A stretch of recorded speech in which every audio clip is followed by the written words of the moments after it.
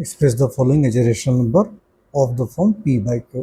P by Q में convert करने के लिए हमें क्या करना पड़ेगा, सबसे पहले ये जो नेगेटिव एक्सपोनेंट को पॉजिटिव करना पड़ेगा। कैसे करने के लिए, 4/3 लिखिए, ये पॉजिटिव हो गया, ये 4/1 दोनों को उल्टा कर दिया, राइट, ब्रैकेट दे दीजिए और ये हो जाएगा -1, ठीक है।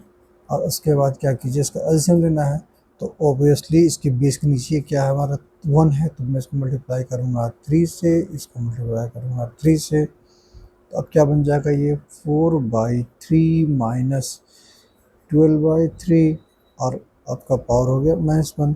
अब सिंपली इसको ऐड कर दीजिए, तो क्या हो जाएगा, -8/3 +1, और निगेटिव को पॉजिटिव एक्सपेंड करने के लिए फिर से इसको उल्टा कर दीजिए, तो 3/8 और माइनस एग्जिस्ट करेगा और ये भी आपका पावर 1 हो गया, तो आंसर हो गया आपका।